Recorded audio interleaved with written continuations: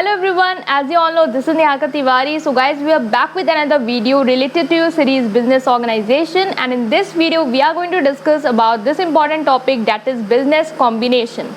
Right यहाँ पे हम बात करने वाले कि बिजनेस कॉम्बिनेशन क्या होता है, उसकी क्या मीनिंग है, इसके साथ ही साथ उसके क्या ऑब्जेक्टिव्स हैं, क्यों हम बिजनेस कॉम्बिनेशन को करते हैं. राइट, इन टॉपिक्स को हम यहाँ पे डिस्कस करने वाले हैं. तो इस वीडियो को आप देखेंगे, इससे पहले वाले पार्ट्स आपने नहीं देखे तो चैनल की प्लेलिस्ट में जाके आप उससे देख सकते हैं. Right guys, so without any further delay let's start this video.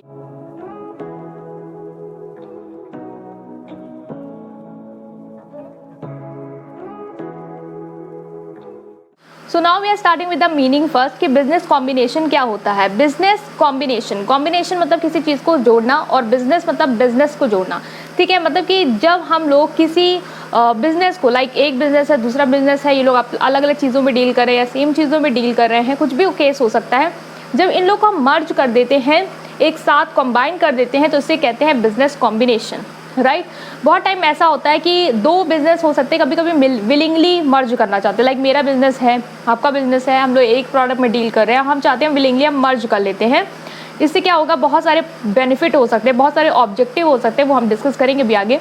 तो उसलिए हमने क्या किया, मर्ज कर लिया. नेक्स्ट केस क्या होता है कि आप बिजनेस सेल करना चाहते हैं. लाइक मैं अपना बिजनेस सेल करना चाहती हूँ, आप मेरा बिजनेस को खरीदना चाहते हैं, तो आप क्या करेंगे, मेरे बिजनेस की जितने भी एसेट और लायबिलिटी होंगे उसको क्या कर लेंगे, एक्वायर कर लेंगे, खरीद लेंगे. तो वो भी क्या हो जाता है, कॉम्बिनेशन में रिजल्ट करता है कि आप मेरे बिजनेस को खरीद के अपने बिजनेस में मिला लेंगे. राइट, सो ये सिंपल वर्ल्ड में क्या होता है, आपका बिजनेस कॉम्बिनेशन होता है. अब बिजनेस कॉम्बिनेशन क्यों करते हैं, उसके क्या ऑब्जेक्टिव्स होते हैं, सो उसे भी हम यहाँ पे देख लेते हैं. सो फर्स्ट जो ऑब्जेक्टिव यहाँ पे आता है, that is elimination of the competition. Elimination of the competition मतलब क्या होता है कि सपोज करिए मार्केट में दो बिजनेस थे, लाइक मेरा एक बिजनेस था और आपका एक बिजनेस था, हम लोग एक प्रोडक्ट में डील कर रहे थे, like we were dealing in cold drink. Right, तो आपकी भी कोल्ड ड्रिंक अच्छे बिक रही थी, मेरी भी बिक रही थी, हमारा बहुत अच्छा कंपटीशन चल रहा था, कट थ्रोट कंपटीशन चल रहा था. तो बाद में हमने क्या डिसाइड किया कि चलो एक काम करते हैं, हम लोग मर्ज कर लेते हैं. इससे क्या होगा, हमारा जो कंपटीशन है जो मार्केट में है वो तो एलिमिनेट हो ही जाएगा.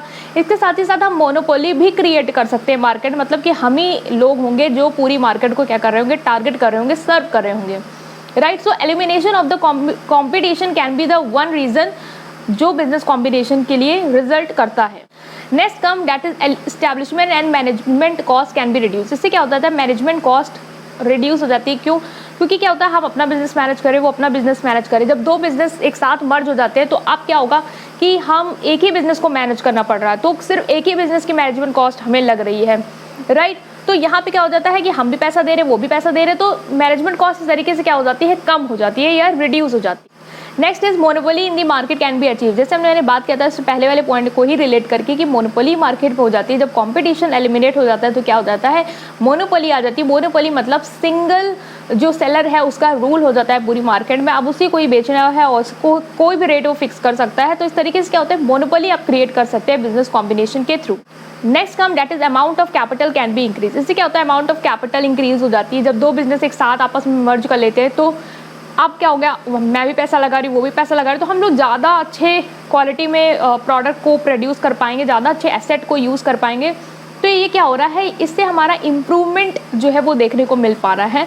तो कैपिटल जो इंक्रीज़ हो जाती है, पैसा जो लग रहा होता है वो इंक्रीज़ हो जाता है. तो ये भी एक इम्पॉर्टेंट ऑब्जेक्टिव है जिसके लिए हम बिजनेस कॉम्बिनेशन को चूज़ करते हैं. Next come that is stability of price can be maintain. Stability of price कैसे मेंटेन हो जाती है, अब एक सेलर हो गया, मोनोपोली हो गई, तो हम क्या कर सकते हैं, एक स्टेबल प्राइस रख सकते हैं कि यही प्राइस होगा इस प्रोडक्ट का, इतने पे ही हम ये प्रोडक्ट बेचेंगे. अगर पहले स्टेबिलिटी कैसे नहीं होती थी, जब हमारा बिजनेस है और बिजनेस है तो हम लोग क्या कर रहे थे, वो रेट अगर कम कर रहे थे हम और कम करने लग जा रहे, वो बढ़ा रहे तो हम लोग उसके बराबर ला रहे.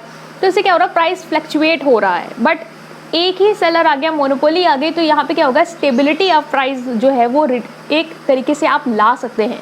Right, so stability of price can be get through this objective of business combination. Next come that is bulk purchase of material at reduce cost. आप ज़्यादा से ज़्यादा सामान खरीद सकते हैं रिड्यूस कॉस्ट. अब दो बिजनेस है, दो बिजनेस मिलके आपस में बल्क परचेज कर सकते हैं, ज़्यादा अमाउंट ऑफ सामान खरीद पाएंगे और रिड्यूस कॉस्ट होगी. जब आपको पता है, जब होलसेल में खरीदते तो आपको पैसे कम देने पड़ते हैं. पहले क्या हो रहा था, आपका बिजनेस है तो आपको ज़्यादा आपकी कैपेसिटी नहीं थी तो आप उतना नहीं खरीद पा रहे थे. राइट, सो बट यहाँ पे क्या हो रहा है, कैपेसिटी इंक्रीज हो रही है आपकी, तो इस तरीके से बल्क परचेज कर सकते हैं आप रिड्यूस कॉस्ट में. Next come that is operating cost can be reduce. Operating cost भी रिड्यूस हो जाती है। ऑपरेटिंग कॉस्ट मतलब डे टू डे एक्टिविटीज़ जो आपके बिजनेस में हो रही हैं उसमें जो कॉस्ट लग रही होती है वो भी आप क्या कर सकते हैं, रिड्यूस कर सकते हैं। किस तरीके से रिड्यूस कर सकते हैं, पहले एक बिजनेस था, अब 2 बिजनेस है। अब 2 बिजनेस में सिर्फ जो ऑपरेशन हो रहे हैं उसको ही आपको सिर्फ मैनेज करना, उसके ही कॉस्ट जो है वो आपको पे करनी है। वो भी पे करने वाले 2 बिजनेस आपस में एक साथ हैं, 2 बिजनेस के एसेट्स हैं यहाँ पे, ठीक है। तो इस तरीके से क्या हो जाता है, जो आपकी ऑपरेशन कॉस्ट है वो भी क्या हो जाती है, रिड्यूस हो जाती है। तो ये भी आप याद रखें।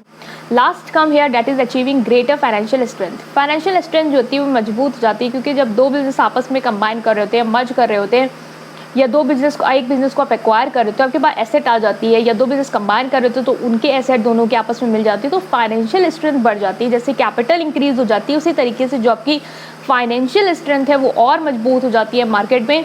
तो ये भी एक ऑब्जेक्टिव है जिसके लिए हम बिजनेस कॉम्बिनेशन जो है वो करते हैं, दूसरे के साथ मर्ज कर लेते हैं, ताकि हमारी जो पावर है, जो हमारे इन सारे बेनिफिट्स हैं वो हम अचीव कर पाएँ। राइट गाइस, तो ये थे ऑब्जेक्टिव बिजनेस कॉम्बिनेशन के। सो इस वीडियो में हमने डिस्कस किया कि बिजनेस कॉम्बिनेशन क्या होता है और क्या ऑब्जेक्टिव्स होते हैं बिजनेस कॉम्बिनेशन के।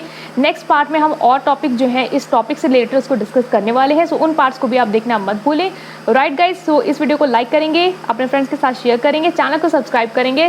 Thank you.